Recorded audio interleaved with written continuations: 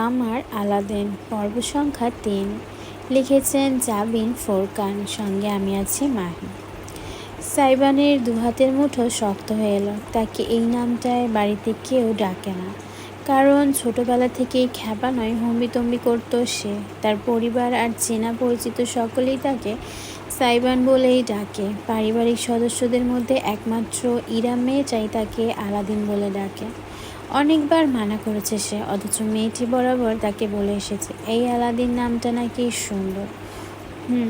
আপনাকে দেখতে পাবো ভাবিনি। মুন্সি বাড়িতে বেড়াতে এসেছেন? বলতে বলতে হেঁটে ফ্রিজের কাছে গেল সাইবান। ভেতর থেকে একটা কোল্ড ড্রিঙ্কসের ক্যান বের করে চুমুক দিল। কৌতূহলী দৃষ্টিতে পিছনে তাকালো, যেখানে দাঁড়িয়ে আছে ইরাম। তার বুকে অতি যত্নে ঠেকিয়ে রাখা ছোট্ট বাচ্চাটার মুখ দেখা যাচ্ছে না, অথচ হঠাৎ করে সাইবানের দেখতে ইচ্ছা করছে। না, বেড়াতে আসিনি, থাকতে এসেছিলাম।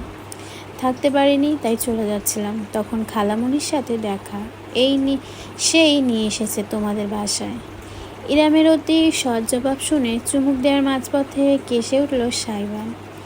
সে আঁচ করতে পেরেছিল ঘটনা কিছুটা এমনই হবে।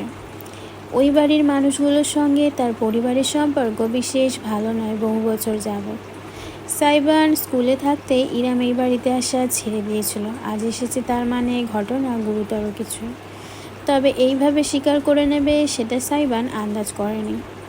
কয়েক মুহূর্ত সে বুঝতে পারল না সে কীভাবে ইরামের সাথে কথা বলবে। 5 বছরের বেশি হয়েছে তার ইরামের সঙ্গে কথা হয় না। বিয়েতে অবশ্য নিমন্ত্রণ পেয়েছিল, মায়ের জোড়াজুড়িতে গিয়েছিল 1 ঘন্টার জন্য। অন্যান্য অতিথিদের মাঝে দূর থেকে এক পলক বউসাজি ইরামকে দেখেই চলে এসেছে, এটুকুই। বিয়ের পর তো একদমই যোগাযোগ হয়নি। সত্যি বলতে ইরামের অস্তিত্ব সে ভুলেই গিয়েছিল প্রায়। আজ দেখে একে অপরকে কেমন যেন অপরিচিত লাগছে। সে নিশ্চিত ইরামেরও তেমনটাই লাগছে। থাকতে এসেছেন মানে? আর ওটা আপনার বাচ্চা?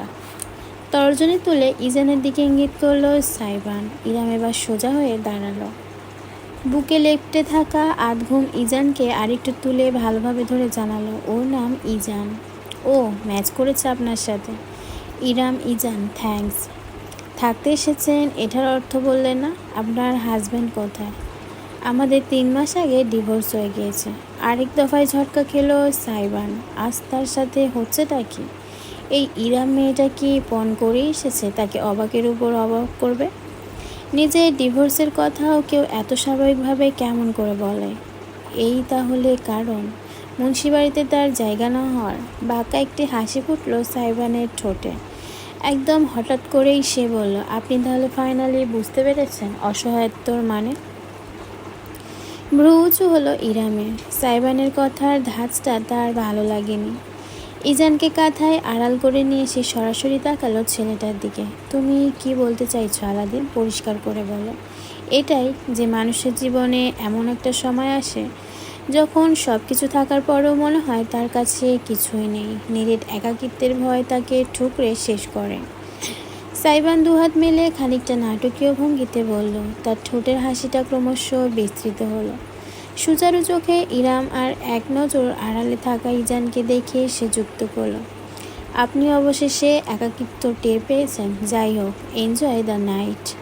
আমার ভীষণ ঘুম পাচ্ছে, ভাগ্যে থাকলে পরে দেখা হবে।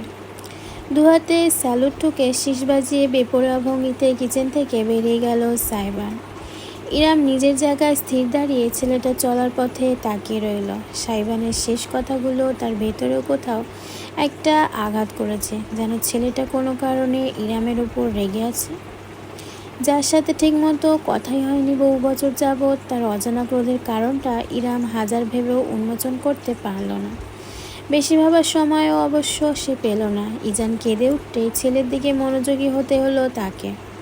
দুপুরবেলা এমনিতে শো শেষ করে এসে সাইবান সন্ধ্যার আগে ঘুম থেকে ওঠে না। তবে আজ দুপুর 2টার দিকেই তার ঘুম ভেঙে গেল। অনেক চেষ্টা করলেও পুনরায় ঘুম ফিরিয়ে আনা গেল না। তাই উঠে পড়ে একটা লম্বা গোসল সেরে সে নিজের রুম থেকে বের হলো। ভীষণ ক্ষুধা লেগেছে। গত প্রায় 12 ঘন্টা যাবৎ পেটে কিছুই পড়েনি।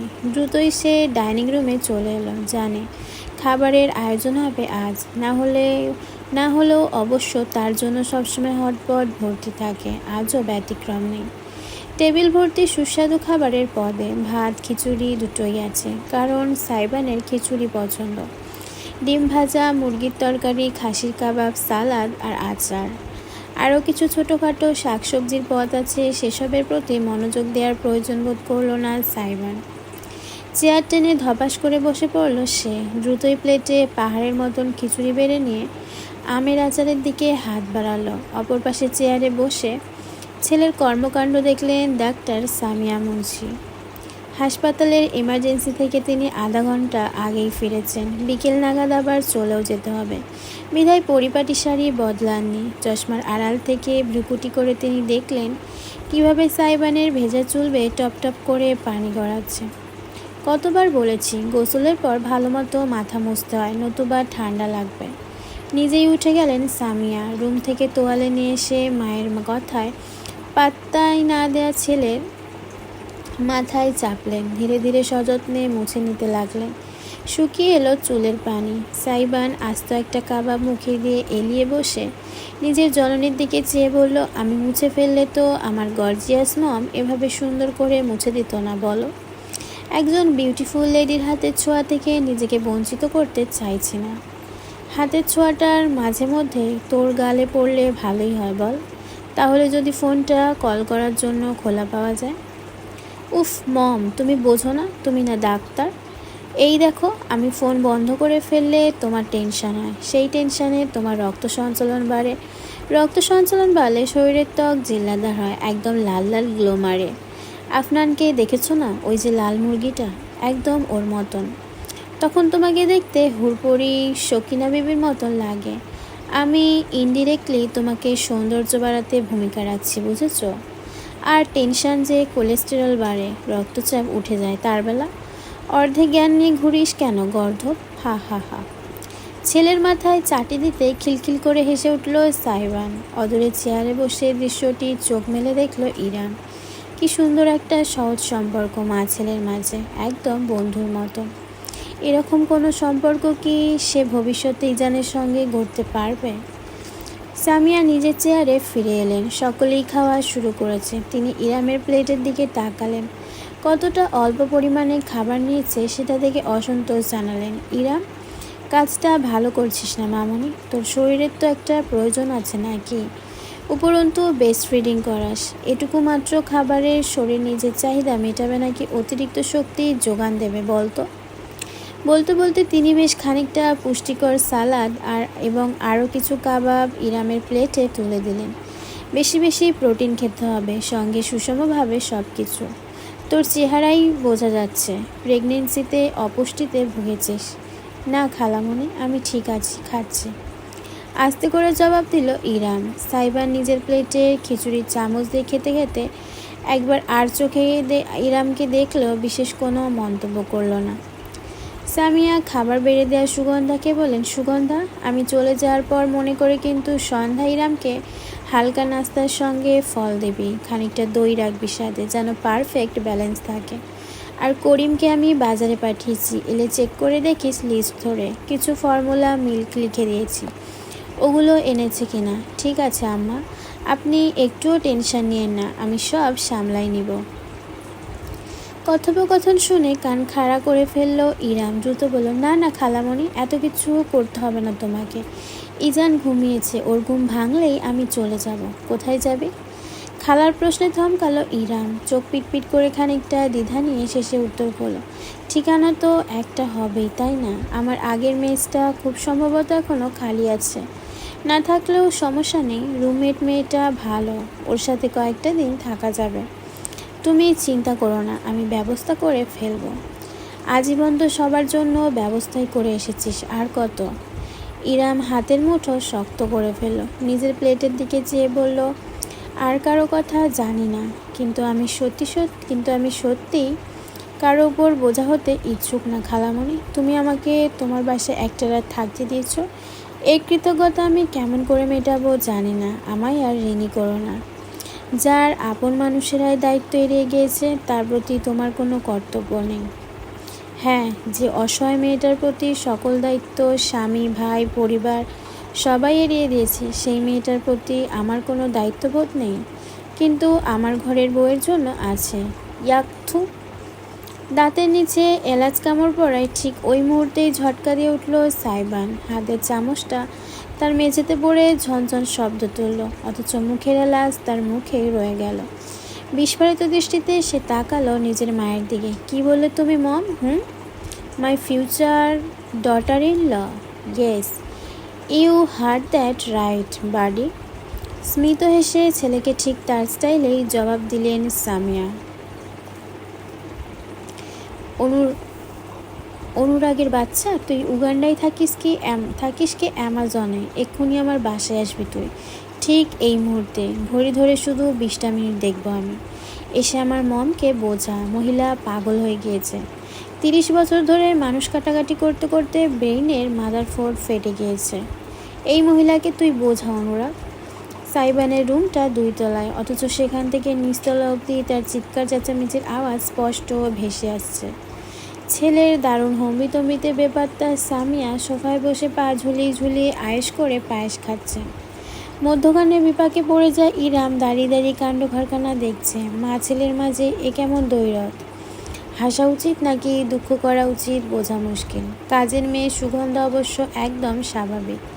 গুনগুন করতে করতে খাবারের টেবিল গুছিয়ে নিচ্ছে, যেন আশেপাশে যা হচ্ছে তা এখানকার নিত্যদিনের ঘটনা।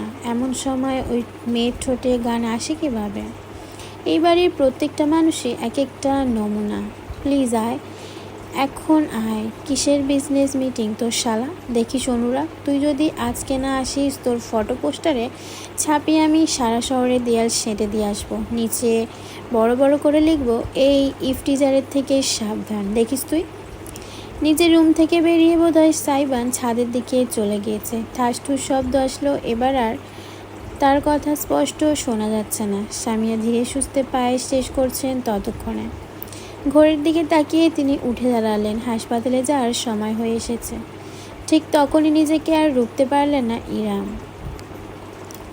সামনে গিয়ে দাঁড়ালো। খালামণি, কিছু মনে করো না, তুমি গুরুজন। তবুও বলতে বাধ্য হচ্ছি, তুমি অযৌক্তিক কথা বলছো। এমনটা সম্ভব নয়। কেমনটা সম্ভব নয়? সাইবানকে বিয়ে করাটা কেন সম্ভব না? সামিয়ার স্বাভাবিক এবং সুচারু দৃষ্টিতে ইরাম খানিকটা অস্বস্তি বোধ করলো। তারপরও বলল, জি। প্রথমত, তোমার মাথায় এমন একটা পরিকল্পনা কিভাবে আসলো সেটাই চিন্তার বিষয়। উপরন্তু আমারও একটা মতামত বলে বিষয় আছে। আলাদিন আর আমি খুবই বেমানান। বয়সে তোর ছোট বলে বলেছিস, নাকি পুরুষ সম্পর্কে ট্রমা হয়ে গিয়েছে বলে? ইরাম এক মুহূর্ত চুপ থাকলো, তারপর জানালো, বিষয়টা এমন না। আলাদিনকে আমি ছোটবেলা থেকে দেখছি। ঈদে কোরবানে আর কিছু না হোক টুক করে আমাদের বাড়িতে সালামি নিতে চলে যেত। হাতে 2 টাকা ধরিয়ে দিল, এমনভাবে খুশি হতো যেন ওর হাতে আমি চাঁদ তুলে দিয়েছি।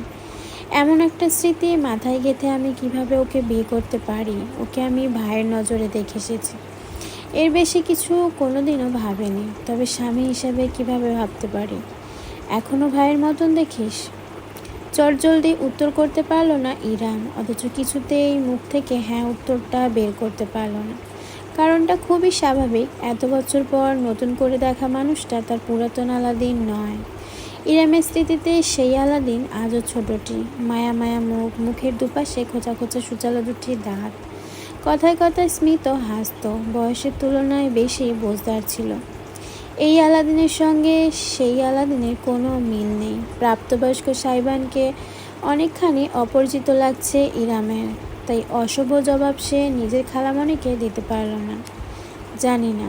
ইরামের উত্তর শুনে সামিয়া মুচকে হাসলেন, বললেন, আমাকে যখন গুরুজন মানিস তখন এটাও মাথায় রাখ, আমি যা করছি ঠান্ডা মাথায় জেনে বুঝে এবং ভেবেচিন্তে করছি। সবার ভালোটাই ভাবছি, খারাপটা না। বাকি রইল বাকি সাইবান। ওকে দেখতে হয়তো ঘাটতারা বাঁদরের মতো লাগে, তবে মনটা অবুঝ না। সময় দিয়ে বুঝিয়ে বলে ঠিক বুঝে যাবে। একটু থেমে তিনি আবার যুক্ত করলেন, তবে কাউকেই আমি জোরাজুরি করব না। বিয়ে শাদির ব্যাপার একেবারে অমতে হওয়াটা খারাপ ব্যাপার। তাই বলছি, তুই তোর পরিস্থিতি ভেবে দেখ। আজকের দিনটা সময় নে, ভালো মতো চিন্তা কর। প্লিজ যুক্তি দিয়ে ভাবিস, আবেগ দিয়ে না। তোর মতন বোঝদার মেয়ে 2টা হয় না। তুই নিজের আর ইজানের ভবিষ্যৎ ভেবে সিদ্ধান্ত নিস। এটাই আমার কামনা। এরপরও যদি মনে হয় তুই থাকবি না, চলে যাবি, আমি আর তোকে আটকাবো না। আমি হাসপাতালে যাচ্ছি, আসতে রাত হবে, আর ঘরটা মাঝে মাঝে মধ্যে ভূমিকম্পের মতন কেঁপে উঠতে পারে, মনে হবে কেউ বুঝি বুলডোজার চালাচ্ছে। ওটা সাইবানি, ভয় পাস না, ইজানকে দেখে রাখিস। নিজের কথা শেষ করে সামিয়া গটগট পায়ে হেঁটে বাড়ির বাইরে বেরিয়ে গেলেন। গাড়ি গেটের কাছে অপেক্ষা করছে তাকে হাসপাতালে নিয়ে যেতে।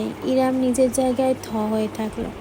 মা নাকি ছেলে, কাকে বেশি আজব বলবে বুঝতে পারল না সে। সারাটা বিকাল ইরাম কাটালো ইজানের সঙ্গে রুমবন্দি হয়ে। সামিয়া যা বলেছিলেন তাই হয়েছে। ক্ষণে ক্ষণে বাইরে থেকে হম্বিতম্বি শব্দ ভেসে আসতে লাগলো। মাঝে আবার দুটো বাইকও এসে হাজির হয়েছে, খুব সম্ভবত সাইবানের বন্ধুদেরকেও। তাদের কথাবার্তা অবশ্য সে শোনেনি, শোনার কিংবা জানার ইচ্ছাও নেই। এর চাইতেও গুরুতর একটা কাজ বাকি তার, সিদ্ধান্ত নেওয়া। সত্যি বলতে জীবনে বিয়ে করার সকল স্বাদ মিটে গিয়েছে ইরামে।